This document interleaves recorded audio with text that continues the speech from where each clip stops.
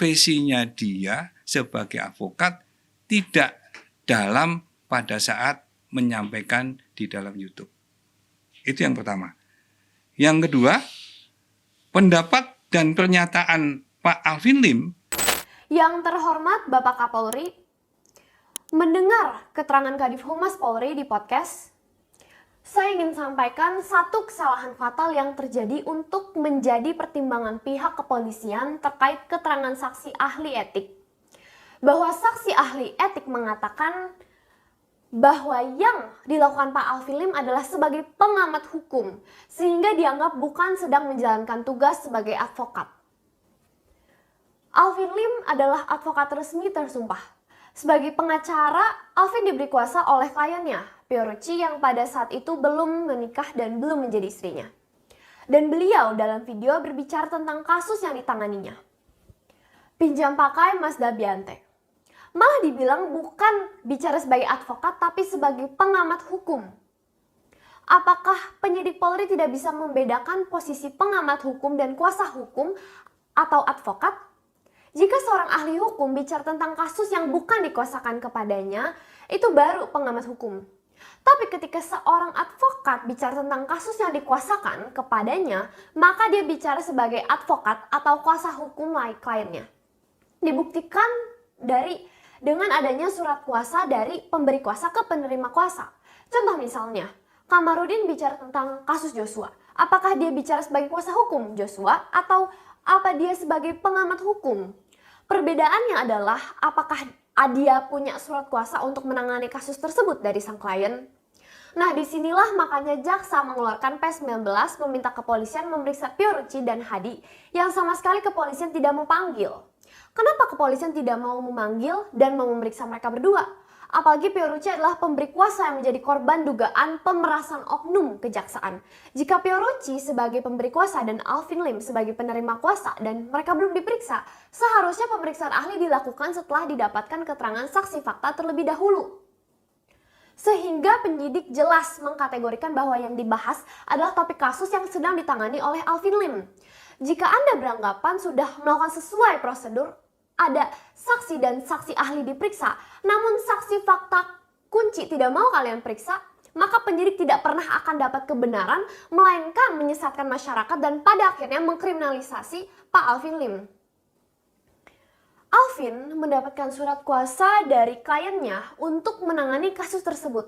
Jadi jelas beliau bukanlah berbicara sebagai pengamat hukum, tapi bicara sebagai advokat atau kuasa hukum.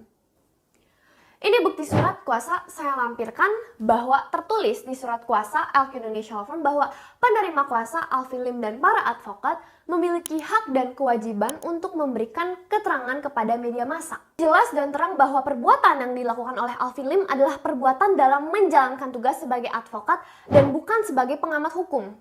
Dalam keterangan BAP sebagai saksi, sudah dijelaskan oleh Alvin Lim bahwa dalam video dia sedang menceritakan tentang kronologis kejadian dugaan pemerasan atas kasus yang dikuasakan kepadanya oleh Fiorucci. Sudah seharusnya dari situ penyidik memeriksa Fiorucci dan Hadi. Apakah benar pernyataan Alvin Lim? Bukan malah mengabaikan dan asal-asalan menarget terlapor.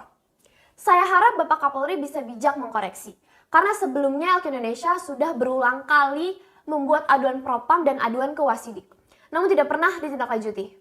Sehingga dengan terpaksa LQ melakukan upaya no viral no justice dengan media massa. Tentunya jika ditindaklanjuti dan ada gelar perkara khusus, tidak mungkin kami memilih cara terakhir dan mengadu ke masyarakat. Mohon kebijaksanaan Bapak, jangan mudah percaya kata-kata anak buah dan oknum polisi. Tapi diperiksa lagi dan ditelaah dengan benar dan bijak. Karena jika berlanjut, yang malu dan rusak nantinya adalah reputasi dari Polri. Kalau ayah saya Alvin Lim, dia sudah siap di dalam penjara. Tapi sangat disayangkan jika Polri disalahkan karena menjadi penyebab dari advokat yang terkriminalisasi. Hal kedua yang dilupakan oleh penyidik Polri adalah bahwa ahli etik Sugeng Teguh Santoso tidak berwenang memeriksa dan memutuskan tindakan tidak etis anggota organisasi advokat di luar organisasi Pradi Pergerakan di mana ia menjabat. Alvin Lim bukan anggota Pradi Pergerakan. Jadi Bapak STS tidak berhak memutuskan dan menyimpulkan apakah tindakan Alvin Lim merupakan pelanggaran kode etik atau bukan. Baca pasal 29 Undang-Undang Advokat. Pasal 29 menyatakan organisasi advokat menetapkan dan menjalankan kode etik profesi advokat bagi para anggotanya. Jadi kewenangan ada di organisasi advokat di mana advokat tersebut bernaung. Jadi menggunakan keterangan Bapak STS sebagai ahli etik advokat dan penentu bahwa Alvin Lim dianggap pelanggar etika adalah tindakan keliru dan tidak berdasarkan hukum. Disinilah Polri sudah melanggar pasal 29 Undang-Undang Advokat dalam proses penyidikan terhadap LP ayah saya. Polri tidak pernah melakukan pemeriksaan ayah saya sebagai tersangka, alhasil asal-asalan dan menggunakan ahli etik dari organisasi di mana ayah saya tidak sebagai anggota di situ. Disinilah tampak jelas kesembronoan dan kental dugaan rekayasa kriminalisasi.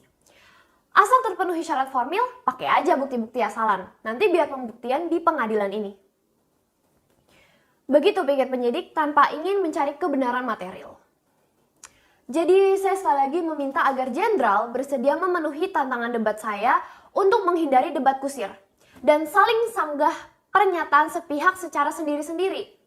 Mari berhadapan, jelaskan kepada saya selaku laki-laki dan panglima tertinggi Polri yang berani dan bertanggung jawab. Tolong beri saya pencerahan hukum, karena Polri belum bisa menjelaskan alasan kenapa melanggar aturan hukum dalam proses penyidikan dugaan pencemaran nama baik ayah saya. Terima kasih.